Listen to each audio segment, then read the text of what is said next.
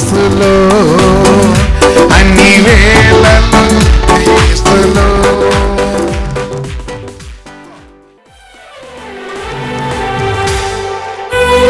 ఎరుకో గోడలు కూలెను, తన మహిమతో కూర్చెను.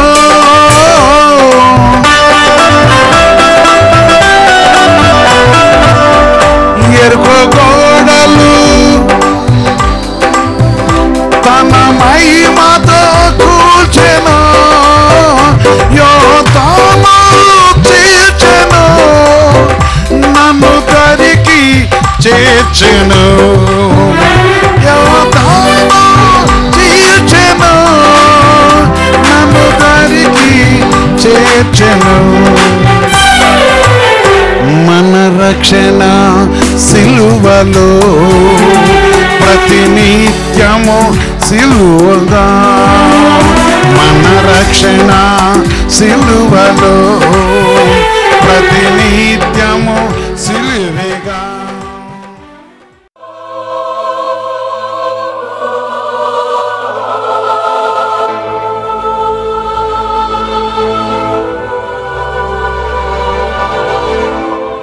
దేవుడు తన కనికరం మనకు అనుగ్రహించి తన కృపను మన జ్ఞాపం చేసుకొని మన క్షేమంగా కాపాడిన తండ్రి. యెషయా గ్రంథము 46:13. నా నీతిని దగ్గరకు రప్పించి ఉన్నాను, అది దూరమున లేదు, నా రక్షణ ఆలస్యము చేయలేదు. నా రక్షణ ఆలస్యము చేయలేదు. సియోనులో రక్షణ నుండి నియమించుచున్నాను. యేసుక్రీస్తునకు మహిమ కలుగాక. ఎక్కడ? సియోనులో రక్షణ నుండి నియమించుచున్నాను. ఇశ్రాయేలునకు నా మహిమను అనుగ్రహించుచున్నాను. ప్రియమైన సహోదరి సోదరుడా, ఈరోజు దేవుడు మనతో ముచ్చరించడానికి వచ్చిన దేవుడు. ఆయన పరిశుద్ధనంటే మనకేమి ఇవ్వడానికి వచ్చాడు? తన పరిశుద్ధ నామలో మనకేమీ కలగజేయటానికి వచ్చాడు. తన నామను బట్టి మన వల్ల ఏమి చూపుటకు వచ్చాడు. తన పరిశుద్ధ నామంతో మనం ఎందు ఆయన చూపే కృప ఏంటి? ఈ విషయాన్ని మనం గ్రహించినప్పుడు ప్రభు వాక్యం చలుస్తుంది. నా రక్షణ ఆలస్యము చేయలేదు. ఎవరైతే కోరుకుంటారో, ఎవరైతే ఎదురు చూస్తారో, ఎవరైతే ఆశపడతారో, ఎవరైతే తన తట్టు తిరుగుతారో, ఎవరైతే తన మాటను లక్ష్య పెడతారో, ఎవరైతే తన యందు ఆశ కలిగి ఉంటారో వారికి తన రక్షణ దూరం చేసే దేవుడు కాడు. వారు ఎవరైనా కావచ్చు, విద్యావంతులు కావచ్చు, విద్య లేని వారు కావచ్చు, ధనవంతులు కావచ్చు, ధనము లేని వారు కావచ్చు. ఆయన పరిశుద్ధమైన నామమును తన రక్షణ ఆయన కలగజేసేవాడు. అందుకని ఇక్కడ దేవుడు చదివిస్తాడు, నీతిని దగ్గరకు రప్పించి ఉన్నాను, అది దూరముల లేదు. ఎక్కడికి వచ్చింది? దగ్గరకు వచ్చినది. ఏంటిది అది? నీతి. నీతి దగ్గరికి రప్పించి ఉన్నాను, దూరమున లేదు. అందుకొరకే నా రక్షణ ఆలస్యము చేయలేదు. నిన్ను రక్షించుటకు ఆయన ఆలస్యంగా ఉండేవాడు దేవుడు కాదు. నిన్ను కనికరించుటకును, నిన్ను విడిపించుటకును, నిన్ను విమోచించుటకును, నిన్ను కటాక్షించుటకును, నీ యందు జాలు చూపుటకును, నీపై కృపనుంచుటకును, నీ కుటుంబం రక్షించుటకును, నీ క్రియలను మార్చుటకును, నీ బ్రతుకుకి రక్షణ కలుగుటకును, నీ బ్రతుకు విడుదల కలుగుటకును, లేక రక్షణ, ఆత్మక రక్షణ, నా ప్రాణదుర్గం ఆయనే. భక్తులు అన్నాడు, యెహోవా నాకు వెలుగును రక్షణ అన్నాడు, నేను ఎవరికి భయపడుతును? యెహోవా నా ప్రాణదుర్గము. ఆమేన్, ఆమేన్, ఆమేన్, ఆమేన్. 27 మొదటి వచనం చెప్తున్నమాట. నా ప్రియ సహోదరి సోదర, ఆయన సర్వోన్నతమైన దేవుడు, ఆయన జీవంగల దేవుడు, ఆయన కృప కనికరమే, ఆయన కనికరము గొప్పది. ఈరోజు నీకును, నీ కుటుంబమునకు, నీ సమస్తమునకును పారిపోతున్న నీకు, దుష్టులతో కలిసిన నీకు, అపవాది చేత వేధింపబడుతున్న నీకు, గుడ్డివాడుగా అవివేకుడుగా అందులుగా ఉన్న నీకు ఆయన సమీపంలోకి వచ్చిన వాడు. ఆలోచించండి, ఆయన మన మధ్యన దేవుడు, మన దాటిపోయే దేవుడు కాదు. ఆయన మన తీసివేసే దేవుడు కాదు. ఎవరైతే ఎదురు చూస్తారో, ఎవరైతే ఆశపడతారో, ఎవరైతే ఆయన కొరకు కనిపెట్టుకుంటున్నారో ఆలోచించండి, ఆయన జీవగల దేవుడు. తన కృపల సన్నిధి మనకు కలగజేసి, తన సన్నిధి కాంతి మనకు అనుగ్రహించి, తన నామ మహిమను మనకు కలగజేసి మనల్ని ఆదరించక ఇష్టపడుతున్న దేవుడు. నాడు నేడు ఏకరీతుకున్న తండ్రి, ప్రియమైన సహోదరి సోదర, నేడు మనము ఎవరైతే ఆయన తట్టి తిరుగుతారో వారికి రక్షణ కలగజేయటం కోసం ఆయన ఎంత చక్కని మాట అంటే, సియోనులో రక్షణ నుండి నియమించుచున్నాను. ఎక్కడ? సియోనులో ఆయన పరిశుద్ధమైన నామను బట్టి సియోనులో రక్షణ ఉండ నియమించుచున్నాను అనగా తన సన్నిధులు ఏమించేవాడైనా రక్షించుటకు, విడిపించుటకు, విమోచించుటకు, విడుదల కలగజేయటకు, కటాక్షం కలగజేయట కోసం, కరుణ చూపుట కొరకు, ఆదరించడం కోసం, రోగిని విడిపించుటకు, దుఃఖంలో ఓదార్చుటకు, వేదనతో ఓదార్చుటకు, బాధతో బాధను తొలగించుటకు, లేక వారి వరకు పరిస్థితిని బట్టి, వారి కుటుంబాన్ని బట్టి, కుటుంబ పరిస్థితిని బట్టి, నీ కుటుంబ విషయంను బట్టి, నీ కుటుంబంలో ఉన్న ప్రతి రోధనను విడిపించుటకు నా ప్రియమైన సహోదరి సోదర, నాడు నేడు ఎకరెత్తుకున్న తండ్రి, నిన్ను ప్రేమించిన దేవుడు, నిన్ను కనికరించిన దేవుడు, నీపై తను కనికరించిన దేవుడు, నీ జాలి కలిగిన దేవుడు, ఆయన బహుగా నిన్ను ప్రేమిస్తున్నవాడు. ఆయన కటాక్షం మన కలిగి ఉండాలని, అందుకని సియోనులో రక్షణను నియమించుతున్నాను, ఇశ్రాయేలుకు నా మహిమను అనుగ్రహించుతున్నాను. మహిమను అదే యేసయ్య చెప్పాడు, నా తండ్రి ఇచ్చిన మహిమను మీకు ఇస్తున్నాను అన్నాడు. ఆయన అంతే. ఎవరికి ఇస్తారు? ఆయన సియోనులో రక్షణ కోరుకున్న వారికి ఇస్తారు. మనం ఏదో పాతిచ్చిన కట్ల కూర్చొని వెళ్ళిపోతే వాళ్ళకి ఏమి ఇయ్యడు, ఆశ కల వారికి ఇస్తాడు. ఏ కుటుంబం అయితే వెతుకుతున్నదో, ఏ కుటుంబం అయితే గైకొట్టకు ఇష్టపడుతుందో, ఏ కుటుంబం అయితే ఆశపడుతుందో,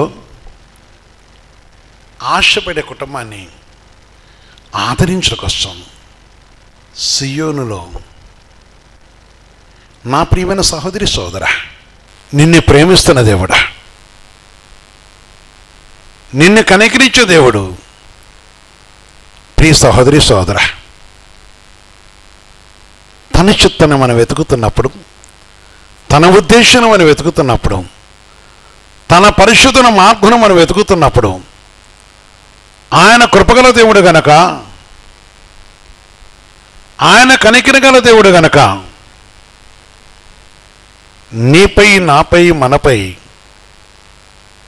ఆయన కృపగల సన్నిధించి ఆదరించే దేవుడు. అందుకే అనేక సార్లు మనం వింటుంటాం, దేవుడు మనకు సహాయం చేయడం కోసం ఆయన లేచి నిలిచి ఉన్న దేవుడు.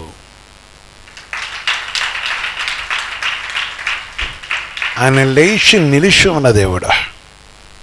ఎవరు వెతుకుతున్నారో, ఎవరైనా తట్టు చూస్తున్నారో వారిపై తన కనికరించి, యెషయా 30:18 సెకండ్ భాగంలో చెప్తారు ఒక మాట,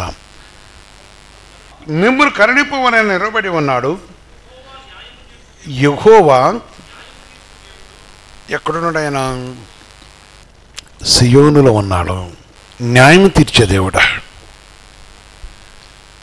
మిమ్మల్ని కరుణింపవలని ఆయన నిలబడి ఉన్నాడు.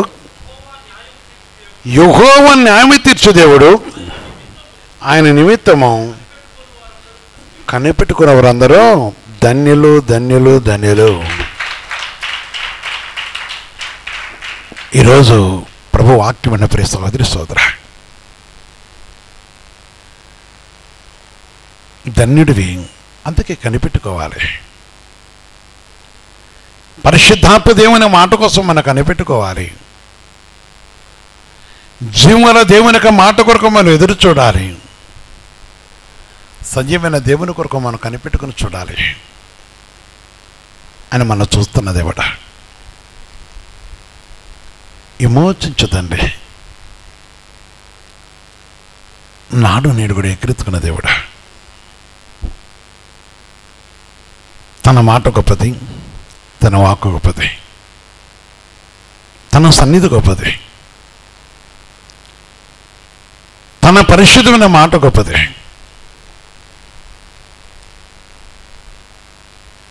ఆలోచించు. హెజ్రా గ్రంథం 9:15 చూస్తే వాక్యం చదువుతుంది. యెహోవా ఇశ్రాయేలు దేవా, నీవు నీతిమంతుడవై ఉన్నావు, అందువలననే నేటి దినమున ఉన్నట్లుగా మేము శేషించి నిలుచుచున్నాము. చిత్తగించము. అందువలనే మేము శేషించి నిలుచుచున్నాము, చిత్తగించము. మేము నీ సన్నిధిని అపరాధములు కనుక నీ సన్నిధి నిలుచుటకు అర్హులము కామని ఏం చేసినట? అర్హులము కాదని ప్రార్థన చేసింది. మేము నీ సన్నిధిలో ప్రవేశించకని, నీ సన్నిధిలో ఉండక మేము అర్హులము కాదు. కనుక నీవు కనికరిస్తే, నీవు కటాక్షిస్తే, నీవు క్షమిస్తే, నువ్వు ఆదరిస్తే, సియోనులో నీవు నిలిచిన దేవుడు కనుక నీ రక్షణ మాకు కలగజేయట కొరకు మా యందు నీ కనికను నిలిపి ఉంచితే, ప్రియ సహోదరి సోదరా, ఆయన సర్వోన్నతమైన దేవుడా. ఆయన బహుగా మన ప్రేమించి ఆయన కటాక్షం మన కోసం ఉంచినవాడు. రక్షణ కలగజేయటం ఆయన వంతు. ఈరోజు ఆయన సన్నిధిలో మనకి తన పరిశుద్ధమైన నామను బట్టి మనని ఆదరించడం అనేది, ఈ పరిశుద్ధ వాక్యము నమ్మిన వారు, దేవుని యొక్క వాక్కును నమ్మిన వారు దిమనస్కుల కారు. తన నామను బట్టి నిరీక్షణ వారు దిమనస్కుల కారు. తన సన్నిధిపై ఆధారపడేవారు మనస్కులు కారు. తన ఉద్దేశం కోసం ఆశపడేవారు మనస్కులు కారు. ఆలోచించాలి. దేవుడు నాడు నేడు వేకరెత్తుకున్నదండి. దేవుడు నాడు నేడు ఆకృతుకున్న దేవుడు. ఆయన ప్రేమ గొప్పది, ఆయన సన్నిధి గొప్పది. ప్రేమించిన దేవుడు, ఆదరించే దేవుడు. ఆయన ప్రేమించిన వారు ఆయన మాటకు లోబడుతున్నారు. ఆయన ప్రేమించిన వారు ఆయన ఆజ్ఞను గైకుంటున్నారు. ఆయన ప్రేమించిన వారు ఆయన ఉద్దేశం నెరవేరుస్తున్నారు. ఈరోజు ఆలోచన, నీ కుటుంబానికి మేలు కలగాలి, నీ జీవితంలో దేవునికి సహాయం జరగాలి, దేవుడు నీతో పట్టు ఉండాలి, దేవుడు నిన్ను ప్రేమించాలి. ఆయన ప్రేమకు నువ్వు, ఆయన ప్రేమను పొందడం కోసం, ఆయన ప్రేమను సంపాదించుకోవడం కోసం, ఆయన ప్రేమను నిరీక్షించడం కోసం, ఆయన ప్రేమను నిరీక్షి ఉండటం కోసం, నా ప్రేమైన సహోదరి సోదరా, జీవగల దేవుని యొక్క సన్నిధిలో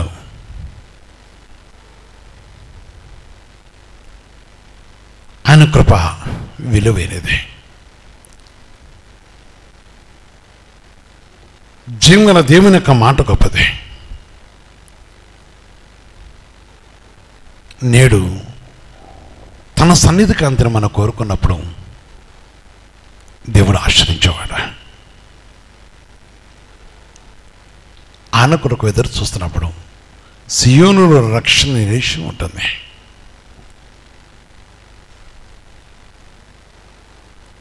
బలమగల దేవుడు, శక్తి గల యేసయ్య తన కృపను నిలిపి తన ప్రజలకు ఆయన ఆదరణగా ఉండి ఆశీర్వదిస్తూ కనికరించే ఈ సర్వశక్తి గల దేవుడు సెలవిస్తున్న ఒక మాట మనం చూస్తున్నప్పుడు దేవుని ఆఖ్యాత చెరవస్తుంది. నిన్ను ప్రేమించిన దేవుడు, తన సన్నిధిలో నిన్ను ఆదరించుటకు ఇష్టపడే దేవుడు. అందుకొరకే తన కృపను బట్టి మనం చూస్తున్నప్పుడు నేడు మనం ఆయన పాదాల దగ్గర ఉన్నాం గనక, నేడు ఆయన సన్నిధిలో ఉన్నాం గనక కీర్తనలో 3వ అధ్యాయంలో 8వ వచనం చెప్తున్న ఒక మాట, రక్షణ యెహోవాది నీ ప్రజల మీదకి, ఆమేన్, నీ ప్రజలు మీ ఆశీర్వాదము. రక్షణ ఎవరిది? యెహోవాది. రక్షించేవాడు ఆయనే, విడిపించేవాడు ఆయనే, కటాక్షించేవాడు ఆయనే, ఆశీర్వదించేది ఎవరు మరి? యేసయ్య. నీకు ఆశీర్వాద కలగజేసే దేవుడా, నిన్ను తన కృపలో జ్ఞాపకం చేసుకు కరుణించే దేవుడా, ఆయన కృపను బట్టి మనల్ని ఆదరించి తన కృపలో కరుణిస్తూ ఆదరిస్తూ ఓదార్చగల దేవుడా. రక్షణ యెహోవాది, నీ ప్రజల మీదకి నీ ఆశీర్వాదం వచ్చును కాక. ఆశీర్వాదనిచ్చే దేవుడా, తన నామను బట్టి మన కరుణించి ఆశీర్వదించే దేవుడా. ప్రియమైన సహోదరి, నీ ఇంటికి రక్షణ రావాలి. రక్షణతో పాటు తన ఆశీర్వాదం వస్తుంది. అందుకని సియోనులో తాను ఉంచిన రక్షణ నీ కుటుంబం నిరీక్షణ కోసం ఆలోచించండి. జీవగల దేవుని యొక్క సన్నిధిలో నిలిచి మనం ఉంటూ కొరకు. అందుకని ఆయన రక్షణ ఏ విధంగా ఉన్నది అని చూస్తున్నప్పుడు యెషయా గ్రంథంలో 45వ అధ్యాయంలో చూస్తే 22వ వచనం చెప్తున్నా. అక్కడ భూదిగంతుల నివాసులారా నా వైపు చూసి రక్షణ పొందండి, దేవుడని నేనే, మరి ఏ దేవుడును లేడు, మరియు ఏ దేవుడు లేడు, దేవుడు నేనే గనక నా వైపు చూసి రక్షణ పొందు. రక్షణ పొందు. ఆయన రక్షించే దేవుడు. ఆలోచించు, ఆయన విడిపించే దేవుడు, ఆయన విమోచించే దేవుడా, నిన్ను ప్రేమిస్తున్న దేవుడా, నీ కొరకు ఎదురు చూస్తున్న దేవుడా, నిన్ను ఆదరించడం కోసం ఆశపడుతున్న దేవుడు. ఆయన వైపు తిరుగు, నెమ్మదినిచ్చేదండి, కనికరించే దేవుడు. ఆలోచించు. అందుకే అనేక ప్రజలతో నిందపాలై, నిందింపబడి, దేశింపబడి, అపహాస్యపడి, బుద్ధి లేనివాడని, నాకు అపహాస్యుడని, అబద్ధికుడని, దోచుకునేవాడని ఎన్నో పేర్లు, ఎన్నో విషయాల ప్రజలతో ఒక పాపాత్రుడుగా ఉన్న వ్యక్తి ప్రభు వైపు చూశాడు. ప్రభు ఆయన వైపు చూశాడు. ప్రభు ఆయనతో వచ్చాడు. నేడు ఇంటికి రక్షణ వచ్చి ఉన్నదని చెప్పాడు. హెచ్చుకపరచక భయం కలగాక. నేడు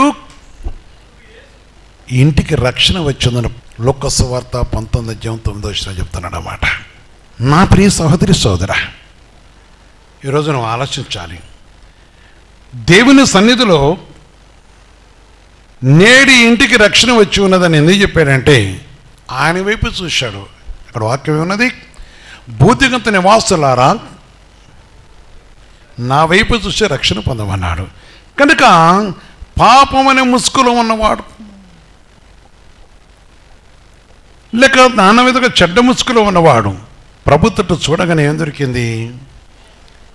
రక్షణ. ఇతనును అబ్రహాము కుమారుడే, యోధా గోత్రంలో చేర్చబడ్డాడు. క్రీస్తు నామను ఒకటి ఆయన రాజ్యంలో ఈయన కూడా చేర్చబడ్డ, దేవుని రాజ్యంలో చేర్చబడ్డ కోసం పరిశుద్ధ పదేవుని బట్టి తను దొరికిన మహాకృప. అందుకని మన జీవితంలో మనం రక్షణను నిర్లక్ష్యము ఏం చేయకూడదు? నిర్లక్ష్యము చెయ్యకూడదు. రక్షణ కాపాడుకోవాలి. రక్షణ అనే విషయం ఉండాలి. ఈరోజు దేవుడి సియోనులో ఆయన ఉంచిన ఈ గొప్ప రక్షణ బట్టి, జీవగల దేవుడు కలగజేసిన గొప్ప రక్షణ బట్టి, సజీవన దేవుడు కలగజేసిన గొప్ప రక్షణ బట్టి మొదటి యోహాను పత్రిక 2:29 చెప్తున్నాడు, ఆయన నీతిమంతుడని మీరు విరిగి ఉన్న వెడల నీతిని జరిగించు ప్రతివాడు ఆయన మూలంగా పుట్టి ఉన్నాడని ఏమెరుగుతారు? ఎవరు మూలంగా పుట్టిన వారమి? క్రీస్తు యేసు మూలంగా పుట్టిన ప్రతి వారు కూడా ఏమి కలిగి ఉన్నారు? రక్షణ పొంది ఉన్నారు. రక్షణ పొంది ఉన్నారు. ఆలోచించు. ప్రభు నాన్న బట్టి క్రీస్తు యేసు పరిశుద్ధమైన ఆయన కృపలో నీ విడలైన చూపిన ప్రేమను బట్టి ఆయన మన రక్షించక సమర్థమైన దేవుడు గనక, ప్రేమన సహోదరి, ప్రతి వారి విషయాన్ని గ్రహించి జీవన దేవునితో మన కలిసి సర్వోన్నతమైన దేవుని యందు నిలిచిన వారమై ఆయన కొరకు మనం కనిపెట్టుకున్నప్పుడు తన కృపాసనం మనకు అనుగ్రహించి మనల్ని ఆదరించేవాడు. ఆయన మూలంగా పుట్టిన ప్రతి వారు. కీర్తన 97:2 చూస్తే, నీతి న్యాయములు ఆయన సింహాసనకు ఆధారము. ఆయన సింహాసనకు ఆధారము. కనుక నీతి కలుగును అన్నాడు ఆయన. ఏం కలుగుతుంది? నీతి కలుగును. కనుక నీతి అనేది మరి ఎక్కడుంది? ఆయన సింహాసనం దగ్గర ఉంది. నీతి లేనివాడు ఎవడు? అందుకని యెహోవా పర్వతమునకు వెక్కదగిన వాడెవడు? 24వ కీర్తన చెప్తున్నమాట. 4:5 చూస్తే దేవుని ఆకం చలుస్తుంది. యెహోవా పర్వతమునకు ఎక్కదగిన వాడెవడు? ఆయన పరిశుద్ధ స్థలములో నిలవదగిన వాడెవడు? వ్యర్థమైన దాని యందు మనసు పెట్టకయు కపటముగా ప్రమాణము చేయకయు నిర్దోషమైన చేతులను శుద్ధమైన హృదయం కలిగి ఉండువాడే. వాడు యెహోవా వలన ఆశీర్వాదనందును తన రక్షకుడైన దేవుని వలన నీతిమత్వము నందును. అందుకని ఆయన సింహాసనమునకు ఏంటి ఆధారము? నీతి న్యాయములు. అందుకని ఒక వ్యక్తి ఆయన సింహాసనం దగ్గరికి వెళ్ళాలంటే ఏముండాలి? నీతి న్యాయములకు ఉండాలి. ఈరోజు దేవుడు సెలవిస్తున్నట్టుగా ఆ నీతి న్యాయమును మనకు సమీపంగా ఉంచాడు. ఆ రక్షణ మనకు సమీపంగా ఉంచాడు. ఆయన కటాక్షం మనకు సమీపంగా ఉంచాడు. ఆయన సన్నిధి మనకు సమీపంగా ఉంచాడు. కనుక విషయాన్ని గ్రహించి జీవములకు దేవుని సురక్షణ జ్ఞాపం చేసుకొని ఆలోచించు. ఈరోజు ఈ జీవగల దేవుడు కలగజేసే రక్షణ సియోనులో ఉంచాడు కనుక నీకు నీ కుటుంబానికి కూడా ఈ రక్షణానందం పొందడం కోసం నీవు కూడా మోకరించు. నిన్ను అడ్డుపడుతున్న ప్రతి దోషమును తొలగించక ఇష్టపడుతుంది దేవుడు.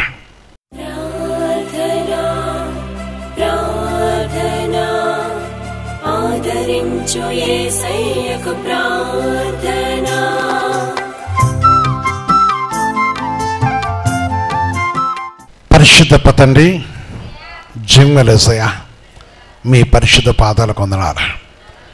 మీ కృప, ప్రేమ, కరుణ, కటాక్షను బట్టి మీ దయా కనికతో మీరు మమ్మల్ని ప్రేమించి మా బిడ్డలు చూపిన గొప్ప గొప్ప వందనాలు. మా దగ్గర నీతి ఉంచావు, మా దగ్గర రక్షణ ఉంచావు, మా దగ్గర ఆశీర్వాదం ఉంచావు. మమ్మల్ని ఆదరించుకొచ్చిన మహోన్నతమైన తండ్రి, ఇంకా ఏ కుటుంబం అయితే కుటుంబంగా రక్షణ పొందకుండా అనగా నీ మార్గంలో రాకుండా లోకంలో తిరుగుతున్నారో, ఓ ప్రభు, వారు మనస్సు ప్రభు నీకు విరోధంగా పెట్టి వారు అంతరంగంలో పాపాన్ని పెట్టి నటన చేస్తున్నారు. వారి హృదయాన్ని తట్టుతిలో సహాయం చేతండి. కొందరు ప్రభు నీ దగ్గర రావటానికి వారి పాపం అడ్డు ఉండటం వలన, వారి కోరికలు అడ్డు ఉండటం వలన వారు కోపంతోనూ, క్రోధంతోనూ, దేశంతోనూ భార్యని బెదిరించి, కుమారుని బెదిరించి, లేక తల్లిదండ్రులు బెదిరించే మనస్తులు అనేకులు నీకు విరోధం అని వారు ఉన్నారు కదా. ఈరోజు వారందరితో మీరు మాట్లాడుతున్నారు కదా. ఒక్కసారి వారందరూ అంతరాత్మ తెరవండి. నీ చిత్తం నెరవేర్చే కృప దయచేయండి. నీ సన్నిధిలో నిలిచిన కృప దయచేయండి. నీ కటాక్షం కలిగి ఉంటే సహాయం చేతండి. కృపల ప్రభు నీకు వందనాలు, మహిమగల ప్రభు నీకు వందనాలు, కటాక్షం లేసాయి నీకు వందనాలు తెలుస్తున్నాం. నాడు నేడు కూడా ఎక్కరెత్తుకున్న తండ్రి, నీ పాదాలకు వందనాలు తెలుస్తున్నాం. నీ కృపగల పాదములకు వందనాలు తెలుస్తున్నాం. ఇదిగో తండ్రి, నీ నామును బట్టి పడుకోతాను. ఈ సమయం ఏ కుటుంబానికి రక్షణ తెచ్చండి. ఎవరు రోగులై ఉన్నారో, ఎవరు బాధతో ఉన్నారో, ఎవరు ప్రభు ప్రార్థించుని అడుగుతున్నారో ప్రతి వారిని కూడా జ్ఞాపకం చేసుకోండి.